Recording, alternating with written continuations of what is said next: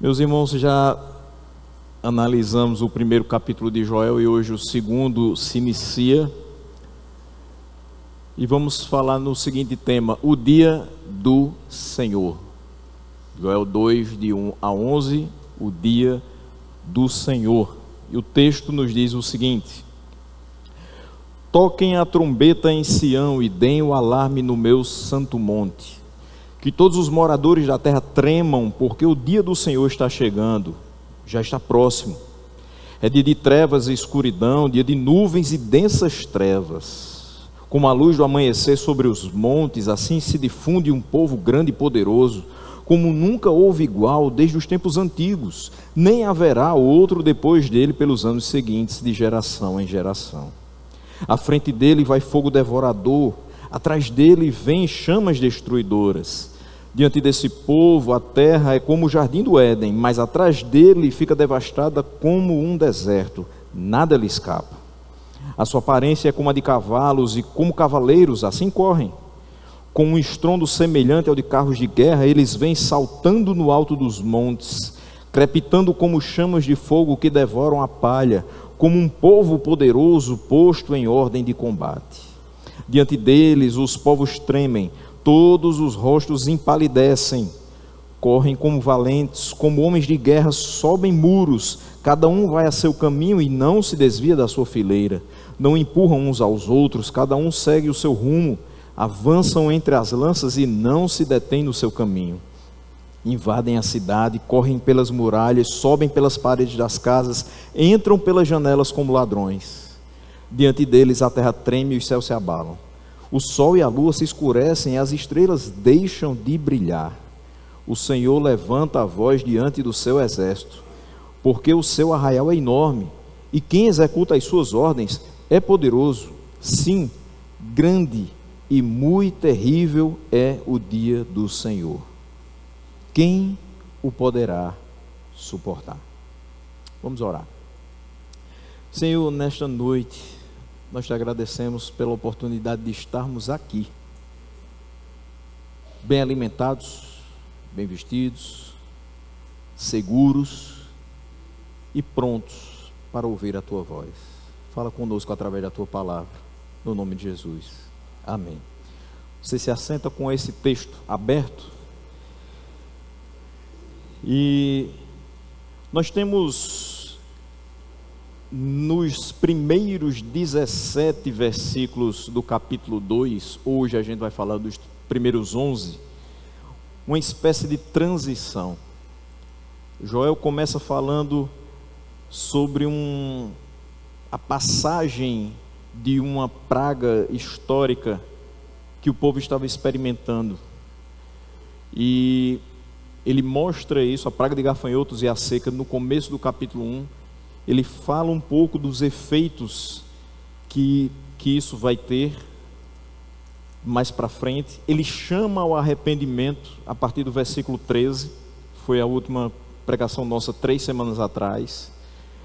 Esse chamado ao arrependimento vai mexer com várias classes de pessoas, começando pelos sacerdotes, proclamando um santo jejum, convocando uma reunião solene, uma santa assembleia, reunindo os anciãos e todos os moradores da terra, para que eles possam pedir pela misericórdia do Senhor. E ele já fala no versículo 15, que o dia do Senhor está perto. E já em Joel 1,15 é dito que esse dia vem como destruição da parte do Todo-Poderoso. Então ele já deixa claro, no primeiro capítulo, que quem promove a destruição é o próprio Deus. E você vai escutar isso pelo menos 2 vezes hoje. Deus se utiliza desta destruição para disciplinar seu povo. E aí eu já quero falar algo para o nosso coração em relação a essas provações e a determinadas destruições que acontecem na nossa vida. Pequenas destruições, não semelhante a essa dessa nação, dessas cidades. Quando nós passamos por difíceis e duras provas, Não é Deus querendo nos derrotar por completo e definitivamente. É Deus querendo tratar conosco, nos disciplinar e nos fazer voltar para a sua vontade. Então nunca pense que se alguém lhe perguntar como é que você está, você deve dizer como Deus quer, e a sua vida toda desmoronando, e você afirmando que Deus quer que a sua vida desmorone. Mas pense, eu estou vivendo do jeito que Deus quer, passando por provas para aprender, para amadurecer e servi-lo melhor. Esse é o grande objetivo dessa destruição. E ela não vem sem antes Deus falar com o seu povo. Joel falar aqui é mais um dos exemplos de profetas que são levantados para dizer: vocês precisam se arrepender, vocês precisam se voltar para Deus. Por quê? Porque tudo o que está acontecendo com vocês, essa grande devastação, que nunca existiu uma semelhante e nunca haverá outra igual, é por conta da desobediência de vocês. É porque vocês de fato não estão fazendo o que Ele ordenou. E vocês permitiram que as coisas chegassem a tal ponto que não somente essa praga que aconteceu e a seca que sobreveio à vida de vocês, ela não somente afetou o abastecimento das casas de vocês, mas também da casa do Senhor. Os sacerdotes não tinham de onde tirar as ofertas de cereal, as ofertas de libações. E ele finaliza o capítulo 1 dizendo que até os animais estão sofrendo com tudo isso. Os animais selvagens suspiram por ti, diz o versículo 20. E os rios secaram, o fogo devorou as pastagens.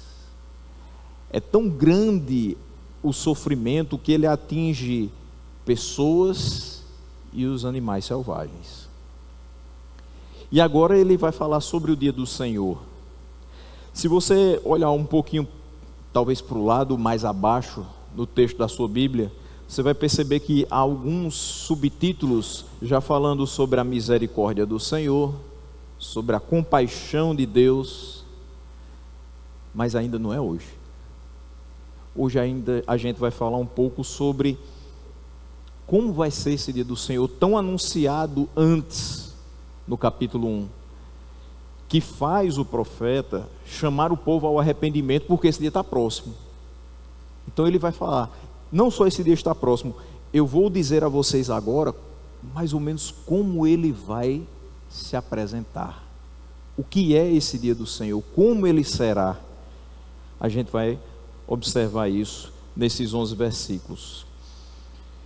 Então, ele começa dizendo: toquem a trombeta em Sião e deem o alarme no meu santo monte. Para quem ele está falando isso? Quem deveria tocar a trombeta? Era a atribuição dos sacerdotes tocar a buzina, tocar a trombeta com um instrumento chamado chofar, de chifre de carneiro. Então, Números 10, versículo 8, mostra isso para a gente. Não vou ler, mas lá você tem o exemplo disso, que o sacerdote tocava esse chofar, tanto como um apelo a Deus no dia da aflição, como uma convocação ao povo para se reunir e buscar a face do Senhor. E aqui a situação é dupla. Esse tocar de trombetas e dar alarme no santo monte do Senhor é tanto para que ele possa os ajudar no dia da aflição, como também chamar o povo para buscar a face do Senhor. Quem promove a calamidade é Deus. Então quem pode parar a calamidade também é Deus. Somente o povo se rendendo ao Senhor, se voltando ao Senhor, buscando a sua face, para fazer com que ele refreie o ímpeto da sua própria ira.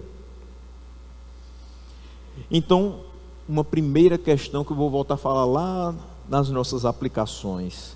É função dos ministros de Deus dar aviso, a partir da palavra de Deus, sobre as consequências fatais do pecado e revelar a sua ira do céu contra a impiedade e a injustiça dos homens.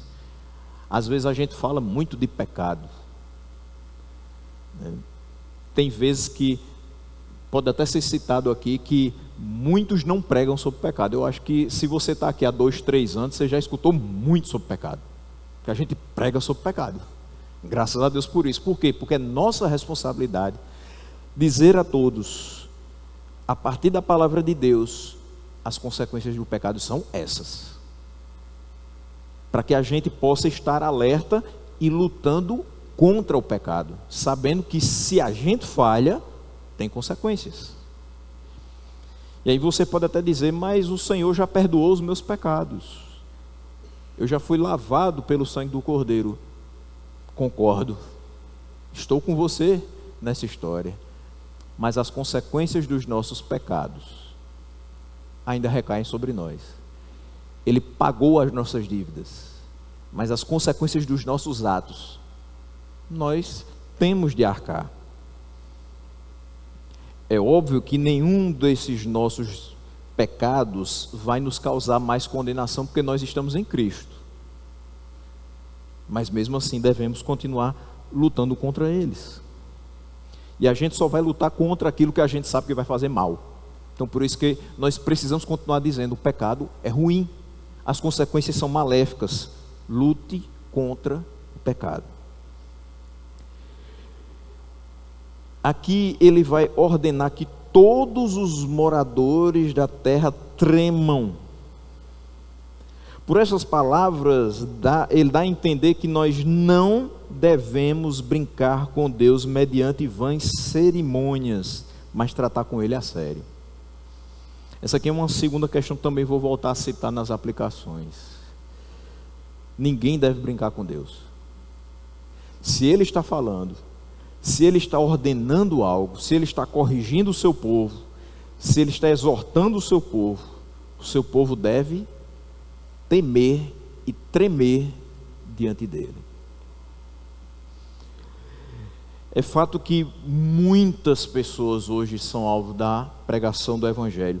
Muita gente escuta falar de Deus, muita gente escuta falar sobre a Bíblia Sagrada, mas nem todos dão ouvido. Tem gente que zomba na cara da gente quando falamos a respeito de arrependimento de pecados, mudança de vida, seguir a Deus, acreditar em Jesus Cristo. Palavras de baixo calão são destinadas a nós, como se aquilo que nós estivéssemos dizendo fosse uma coisa de pouquíssima ou nenhuma importância e não fosse fazer a menor diferença na vida daquelas pessoas. Enquanto nós sabemos que muitas das nossas palavras são fundamentais para que aquela pessoa possa um dia, pela ação do Espírito Santo, começar a ter vida, porque por enquanto ela continua morta. Nós levamos a palavra da vida, mas muitos preferem continuar na morte. Não se pode brincar com Deus, não se pode achar que só porque você frequenta o culto, porque você dá uma oferta, porque você fala o vocabulário semelhante aos dos crentes, porque você anda com a Bíblia debaixo do braço, que de fato você está levando a sério o caminho que Ele propôs para a sua vida. É necessário fazer muito mais do que isso, porque tem gente que faz tudo isso, mas continua brincando com Deus. Todos os moradores da terra tremam. Isso aqui está falando só do tocar a trombeta, do ativar o alarme no Santo Monte. Mas por que todos os moradores da terra devem tremer? Porque o dia do Senhor está chegando, já está próximo. Joel agora vai adicionar essa ameaça para que pudesse agitar as mentes do povo. A gente recebe todos os meses 2 faturas sem o pagamento das quais nós teremos grandes dificuldades dentro de casa: água e luz. Você pode nem estar em casa e nem estar utilizando a água e a luz, mas a fatura chega. E aí você olha para aquela fatura e você diz: hoje é dia 30, o vencimento é dia 8, tem tempo. E os dias vão passando e você não está levando a sério o vencimento daquela fatura, até que chega o dia 7, 10 horas da noite, não dá mais para pagar hoje, vou ter que pagar amanhã correndo, porque o dia do vencimento chegou e eu ainda não fiz o pagamento. Se eu não pagar, começam a correr juros. Se eu deixar para mais para frente, talvez seja cortada a minha luz, ou talvez seja cortada a minha água. E aí as consequências daquele dia que se passou e você não tomou a atitude correta começam a amedrontar você, e você diz: eu preciso tomar alguma atitude. Enquanto Cristo não volta, enquanto esse dia de julgamento não acontece, tem muita gente dizendo: tem tempo. Você talvez conheça alguém que pode dizer assim: eu estou esperando me aposentar para poder servir a Deus. Enquanto isso eu não estou me envolvendo na igreja. Mas com certeza, depois que eu me aposentar, eu vou ter todo o tempo do mundo para dar a Jesus. Eu tenho duas notícias um pouco difíceis para dar a essa pessoa. A primeira, bem prática. Você sabe se você vai chegar na idade da aposentadoria? Se a gente não sabe nem do dia de amanhã. A segunda, você sabe se você vai conseguir se aposentar? Nosso país cada dia mais difícil, a reforma da Previdência pode vir de novo, e aí você tem que trabalhar até os 70, 75, 80 anos, ser carregado de cadeira de roda para ir para a mesa da sua repartição. Você não sabe se vai se aposentar. Para ter que esperar esse momento para servir a Jesus com o resto da sua energia? Oferecer os cacos para Jesus? Ele não quer isso, não. Ele quer toda a sua vida, toda a sua força, todo o seu entendimento, todo o seu coração. Então você precisa oferecer todo o seu tempo, toda a sua juventude. Não deixe para quando estiver já passando da data de validade. Tem gente que também diz assim: não, deixa eu trabalhar, deixa eu buscar, deixa eu passar no concurso, quando eu estiver independente financeiramente, com tudo organizado lá em casa, que eu não estiver precisando de mais nada, aí eu vou servir a Jesus. Aí eu lhe digo,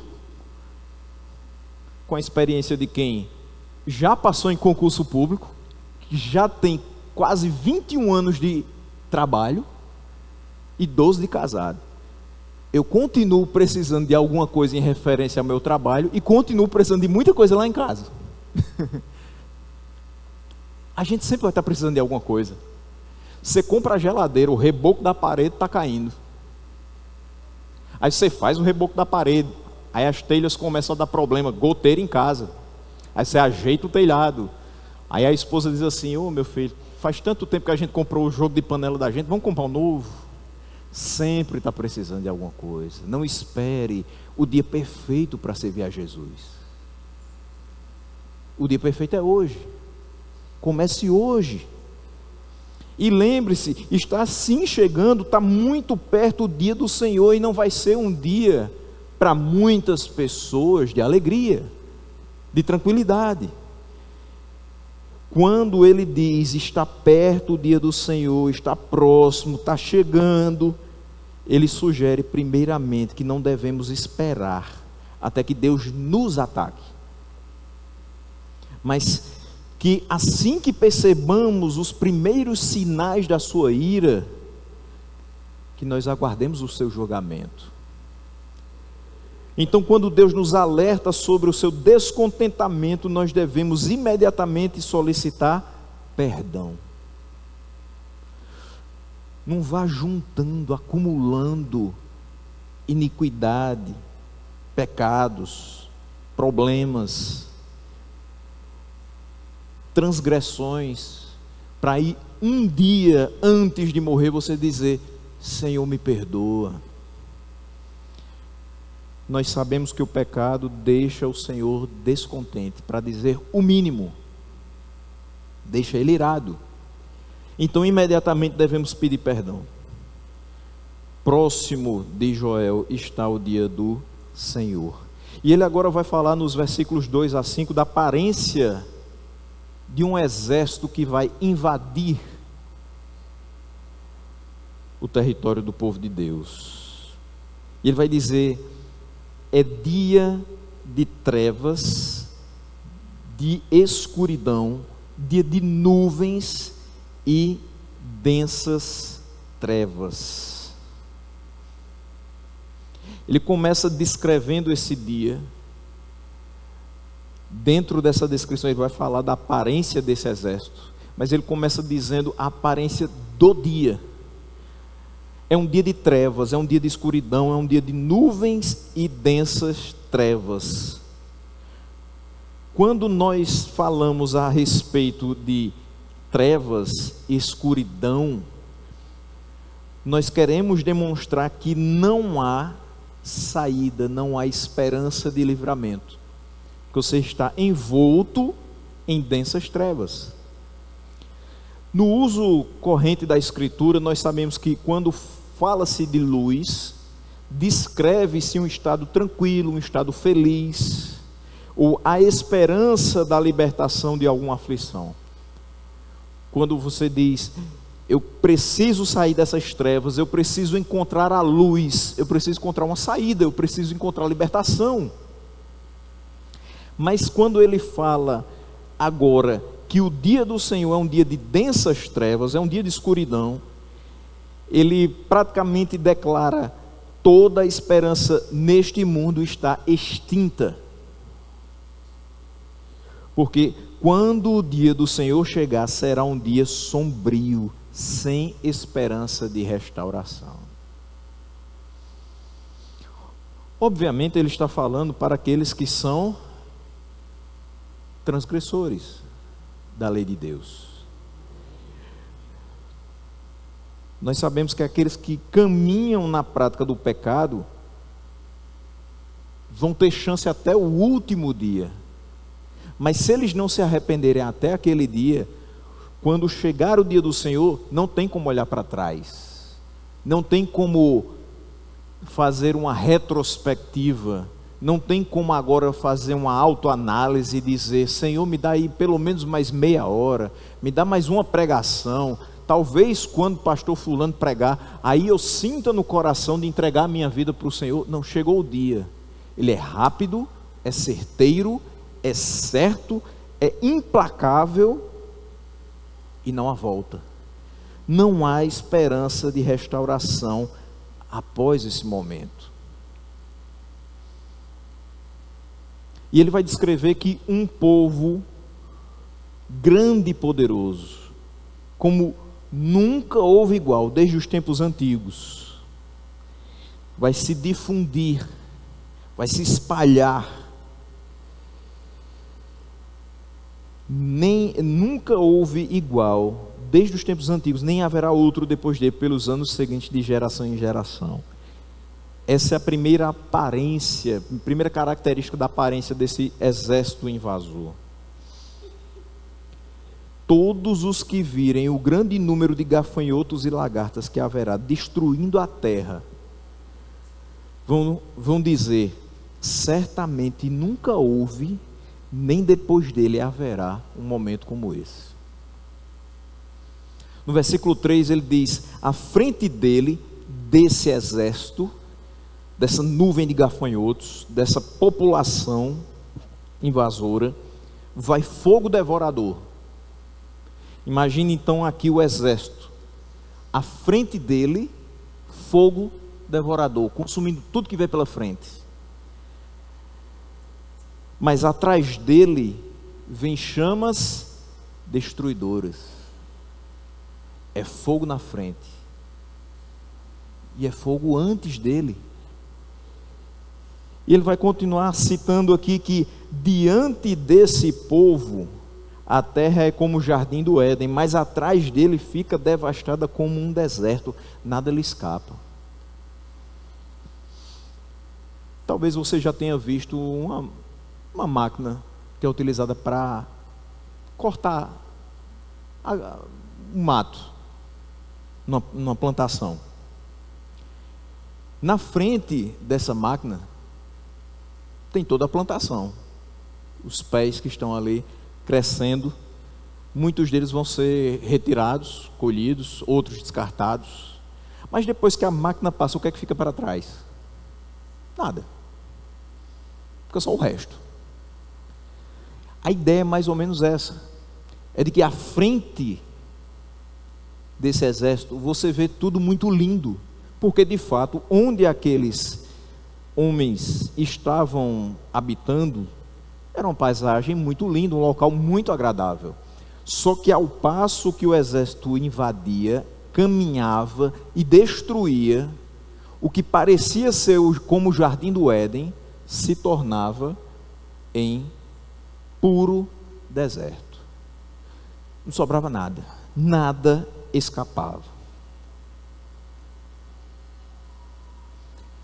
Você vê desmoronar em questão de segundos tudo que você viu ser construído e tudo que você desfrutou durante um bom tempo. Se isso não faz o povo tremer, eu não sei o que pode fazer.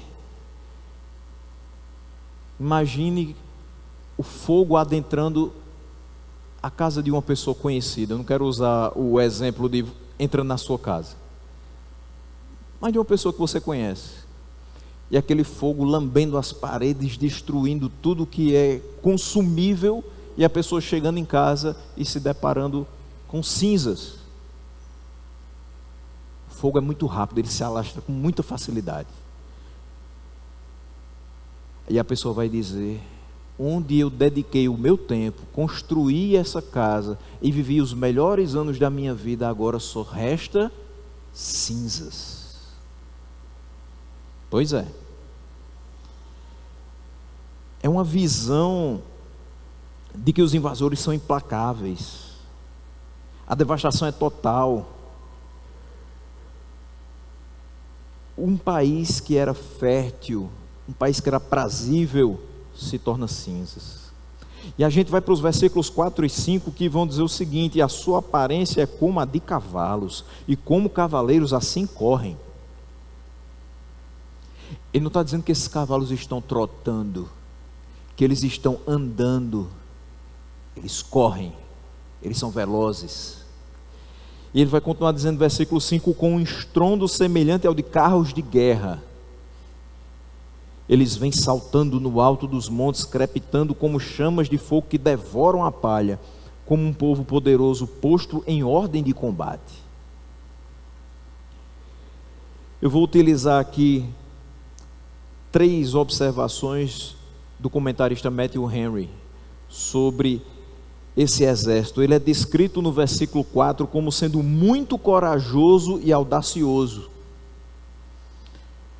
O seu parecer é como o parecer de cavalos, cavalos de guerra que correm para a batalha e não temem.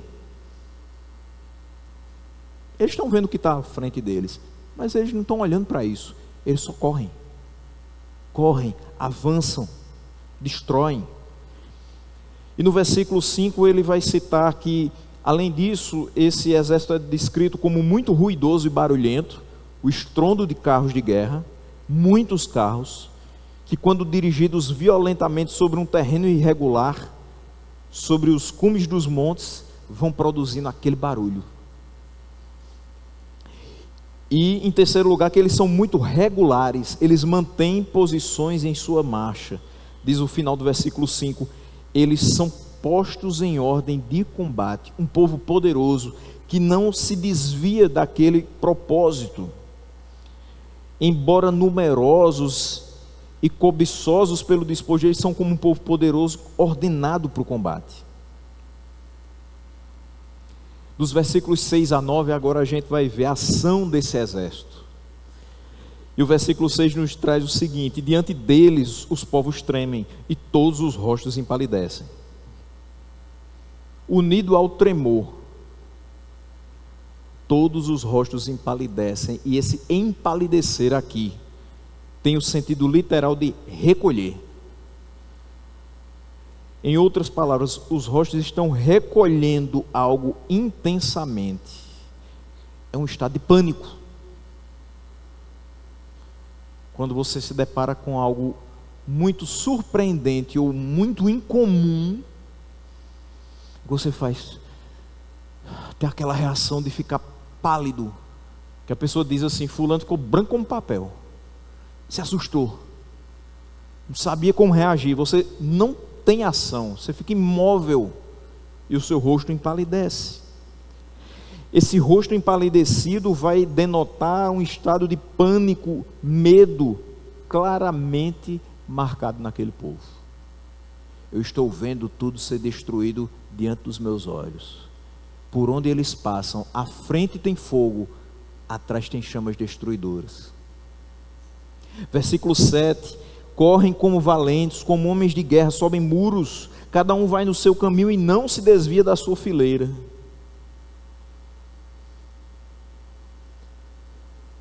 Como um exército de infantaria, eles atacam como guerreiros. Os atacantes são valentes, são homens de guerra. Esse termo faz referência aos melhores das forças armadas.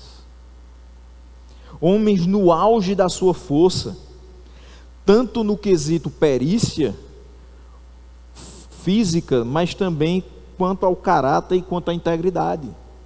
Você tinha os melhores soldados sendo colocados como os homens da guerra.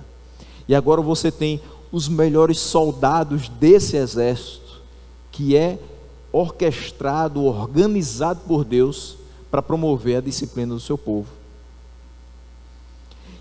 Ninguém se desvia da sua fileira, cada um vai no seu caminho. A atenção mais uma vez se volta para essa ação coletiva da força invasora. Veja, muitas vezes se você pede para que uma pessoa faça algo, ela vai e faz dentro das condições dela, dentro da organização dela. Se você pede a um grupo de 10 pessoas, já começa a ter dificuldade, porque cada um vai querer fazer do seu jeito, e talvez eles não tenham um denominador comum e ataquem de forma desordenada. Mas aqui ele está dizendo que mesmo muito numerosos, cada um vai no seu caminho e sem se desviar da sua fileira. Ou seja, de forma organizada, comprometida e determinada, eles vão para o alvo. E essa é uma visão bem angustiante, bem amedrontadora. Nem o enorme número, nem tampouco a rapidez atrapalham essa disciplina. O propósito e a simplicidade da ação é correr e atacar. Os invasores avançam em perfeita ordem, demonstram em seu ataque as características de um exército regular e disciplinado. Mas se eles acham que estão lutando contra esse exército, eles ainda estão muito enganados. O versículo 8 nos diz: não empurram uns aos outros, cada um segue o seu rumo, avançam entre as lanças e não se detêm no seu caminho. Agora a questão é muito maior do que simplesmente o correr, e correr de forma organizada, mas é também se lançar, se arremessar sobre as espadas e não serem feridos, e não se deterem no caminho. Como diz no popular, pode chover canivete, eles estão avançando. É o sangue dando na canela, mas não vai ser o caso, porque eles não vão ser atingidos, mas eles não estão se importando com isso. Ou seja, nada os detém. Vocês estão achando que vão deter esse exército com lanças? Eles vão se arremessar contra as lanças. Vocês estão achando que vão detê-los com espadas? Eles vão se lançar contra as espadas. E eles estão em perfeita ordem. Não vai atrapalhar em nada o avanço deles. Em nada. Eles parecem invulneráveis. E se eles são invulneráveis, eles também são irresistíveis. Eles continuam avançando. E o versículo 9 diz: invadem a cidade. correm pelas muralhas, sobem pelas paredes das casas, entram pelas janelas como ladrões. Essa gradação de Joel é algo fantástico, a forma como ele escreve. Porque você sai da invasão da cidade para a invasão da casa. Pense que Campina Grande fosse toda rodeada de uma enorme fortaleza, e você estivesse muito bem seguro dizendo assim: ninguém vai invadir minha casa, porque Campina Grande é cercada por uma enorme fortaleza, por uma enorme muralha, eu estou seguro aqui dentro. Mas a figura vai começar a ser desfeita, porque as muralhas são transpostas. E aí você começa a dizer: opa, se alguém teve a capacidade de passar por essa muralha que circunda a cidade, eu comecei a ficar vulnerável. Só que quem invade a cidade também corre pelas muralhas. Se eu já invadi a cidade, as muralhas são pouca coisa, eu começo a correr por elas. E aí depois ele vai dizer: sobe pelas paredes das casas. O problema não é a altura, o problema não é a muralha, o problema não é cerca. E aí eu te digo, meu irmão, o problema não é sua câmera de segurança, não é sua cerca elétrica, não são suas trancas, seus ferrolhos, suas grades de proteção.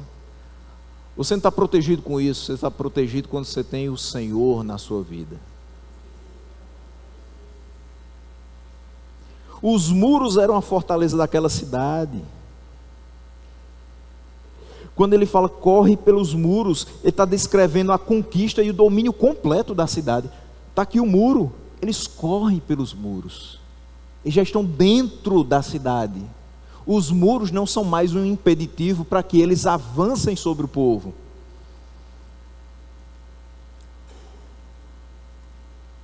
Aqueles muros davam uma certa posição favorável, da qual se podia defender os cidadãos da maneira mais eficaz. Só que agora é o exatamente oposto que está sendo mostrado aqui. O inimigo teve acesso total aos muros, ele expôs toda a vulnerabilidade da cidade.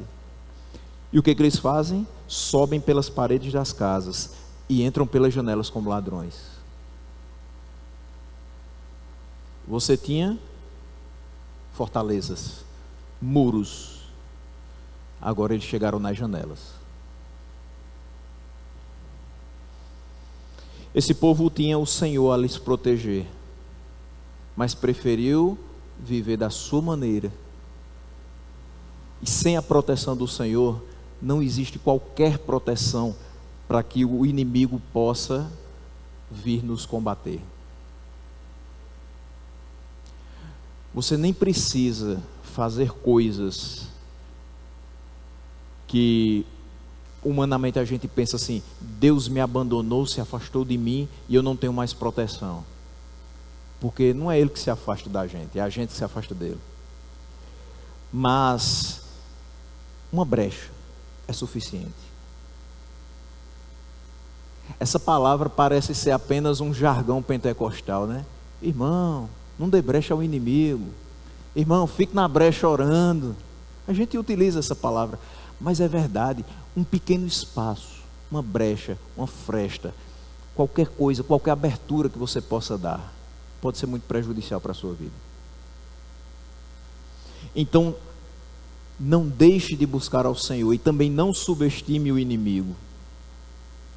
Saiba que sem a proteção do Senhor, ele invade a cidade e ele chega até a sua janela.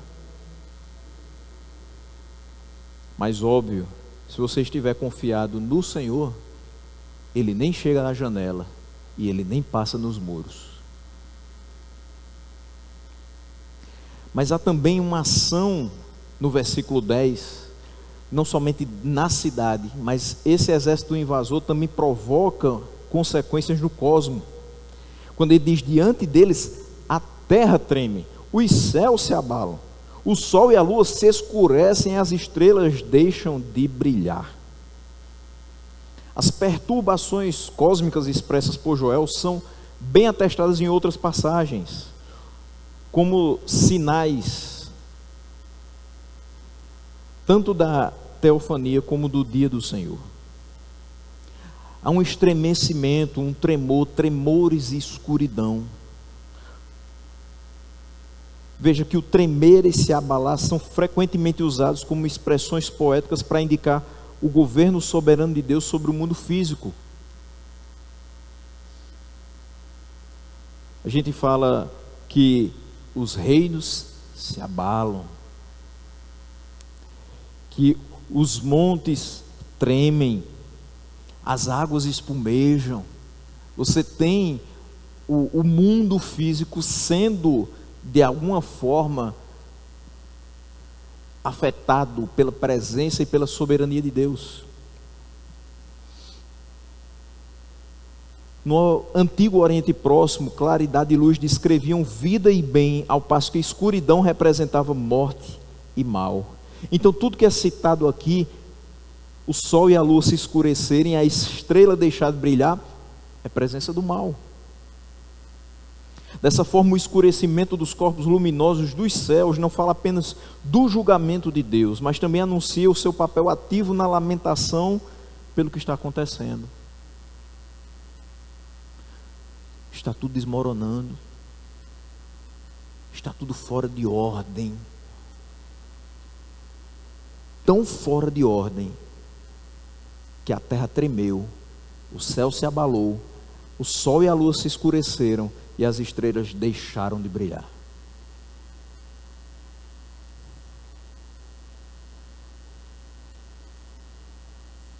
Qual é a base do poder desse exército? Versículo 11, para a gente já caminhar para o final. O Senhor levanta a voz diante do seu exército. Quem estava pensando que o exército tinha um líder terreno, ou mesmo um líder espiritual que fosse do mal, é o Satanás. Não é assim que a gente diz quando as coisas dão errado? Só pode ser o Satanás mesmo. Pneu furou na hora que eu estava vindo para o culto, é o quê? É o diabo. O menino ficou dormindo até 9 horas, não veio para a EBD. Quando eu fui acordar, ele fingiu que estava dormindo. Eu fiquei com raiva e fui para o culto com raiva. Isso é o quê? Isso é o Satanás. Meu contra-cheque veio errado, de todo mundo veio certo. Isso é o quê? É o Satanás. Né, irmão? A gente não fala assim? Por que a gente não percebe que pode ser Deus tratando conosco? Nossa paciência,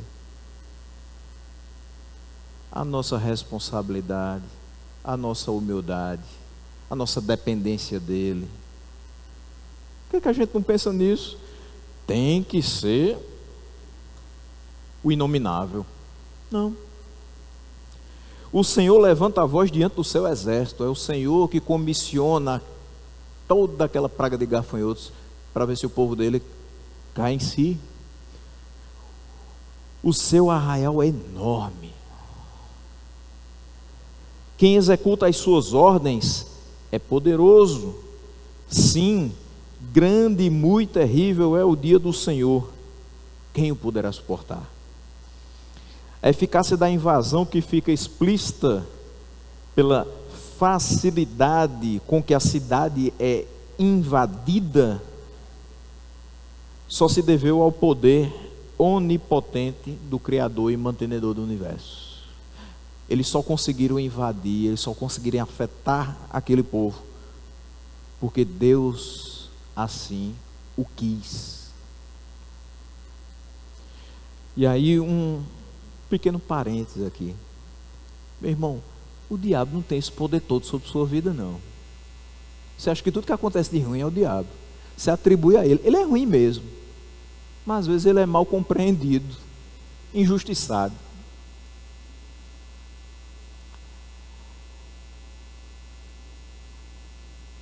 Muitas coisas que acontecem conosco,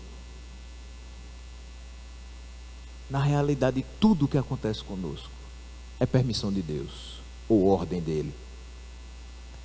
Se alguma coisa aconteceu de ruim com você, entenda que a providência do Senhor também age em eventos desagradáveis para o seu bem.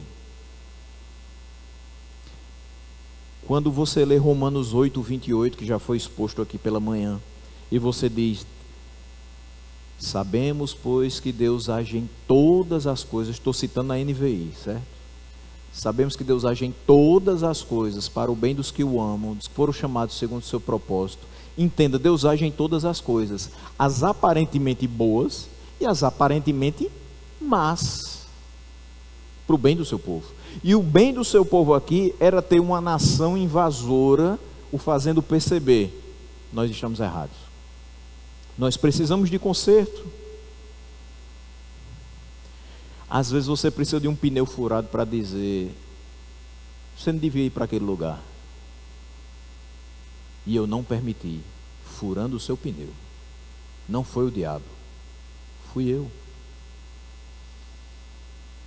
Às vezes você não progride no trabalho, porque Deus conhece o seu coração, e sabe que talvez, se você progredir, você esqueça dele, porque você está autossuficiente. Então, a falta de promoção no seu trabalho também pode ser uma obra divina, para que você continue no seu cantinho, humilde, dizendo: Senhor, eu preciso de Ti. Porque senão nem a música que nós cantamos você vai cantar, porque você vai achar que não precisa mais dele. O profeta Joel anuncia as chocantes novidades para eles, para nós não. O Senhor levanta a voz diante do seu exército, os gafanhotos são soldados de Deus. Até o diabo é o diabo de Deus. Ele só vai até onde Deus permite. Não foi assim com Jó? Você pode tocar em tudo dele, menos na sua vida. Você só vai até onde eu deixo. Os corpos celestes também fazem parte do exército de Deus, atendem à sua ordem. Você deve fazer um comentário tipo o meu, num dia como o de hoje ou de ontem. O clima de Campina Grande é louco. Você sai de moto, sem capa de chuva, e 10 minutos depois, eu você diz: mas Senhor, estava um sol tão bom. Ao mesmo tempo você sai chovendo, com a sombrinha, 10 minutos depois, sai o sol, e você perde a sombrinha onde você estava. Ou seja, não dá para entender. E quem disse que é para entender? O universo atende ao chamado do Senhor. Se Ele manda chover, chove. Se Ele manda ter sol, vai ter sol. Por isso que eu não acredito na meteorologia, desculpe quem estuda. Mas previsão é previsão. A certeza, só com Deus. Porque Deus não prevê. Ele é quem ordena. Ele não viu antes, foi Ele que disse que deveria ser daquele jeito. A mensagem é dada com a brevidade de uma trombeta. A praga de gafanhotos é, de fato, o julgamento do Senhor. Quando ele diz no versículo: toquem a trombeta em Sião, não é simplesmente o dia está próximo. Não, o dia está chegando, e é isso aqui que vocês estão vendo, representa o dia do Senhor. Ele havia falado a eles, mas eles não deram ouvidos. Eu citei aqui o versículo 15 do capítulo 1. Portanto, ele agora está falando diante de outro exército, para que se lance contra o seu povo. Veja só, as 3 frases seguintes são coordenadas, constroem o clímax da terceira. Porque o Senhor expressa a sua voz diante do seu exército. Primeiro, porque o seu exército é enorme. Para que ele seja bem coordenado, precisa ouvir a voz do líder.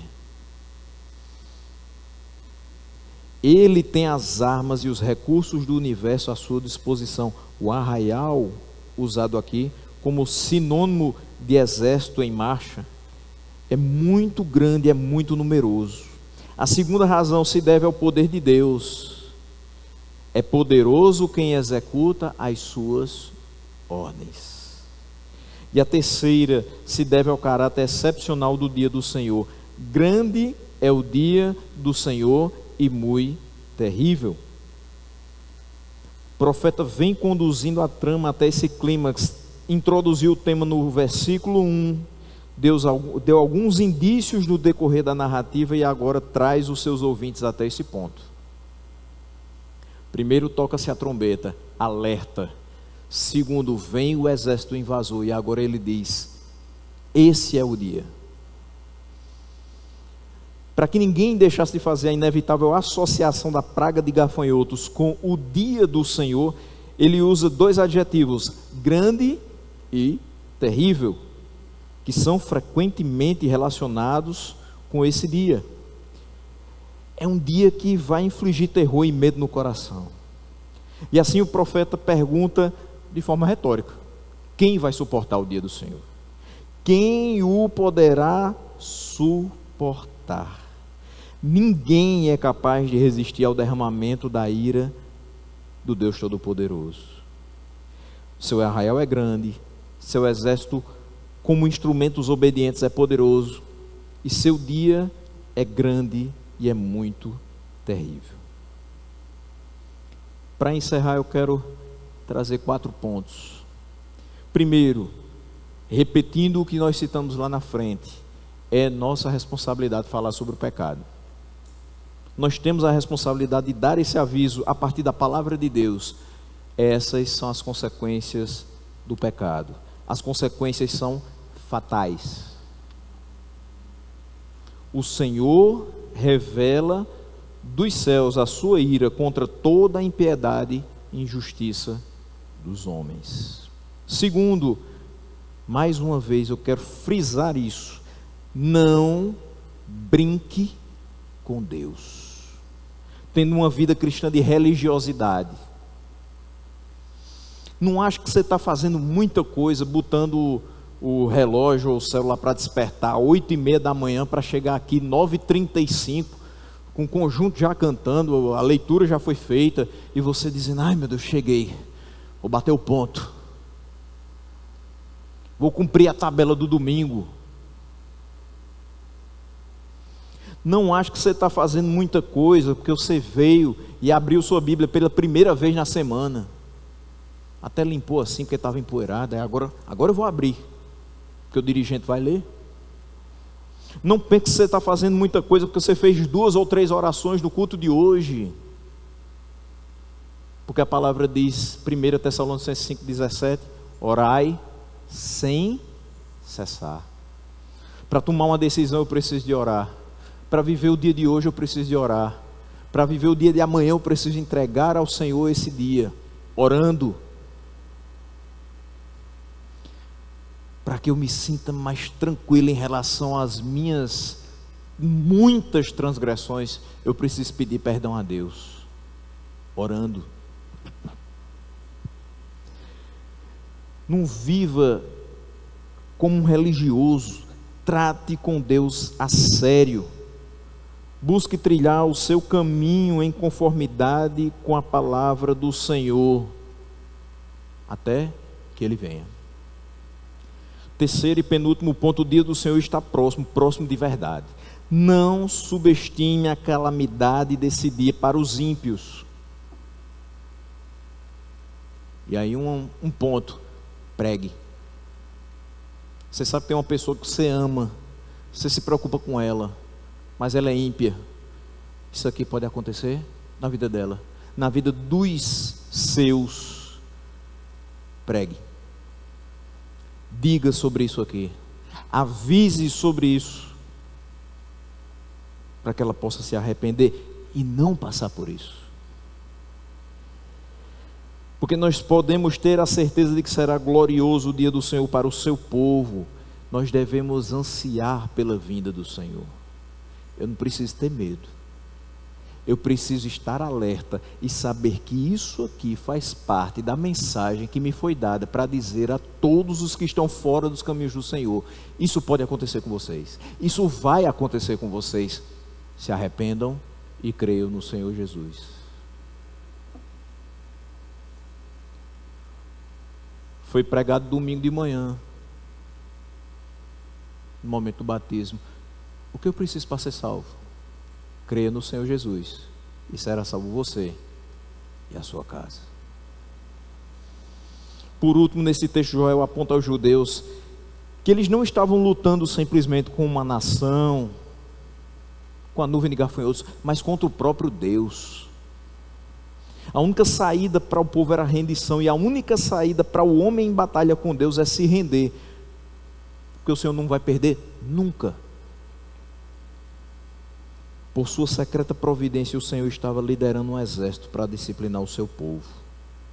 Se você está sendo disciplinado pelo Senhor, aceite. Renda-se ao seu senhorio e entenda que Ele só disciplina quem é filho.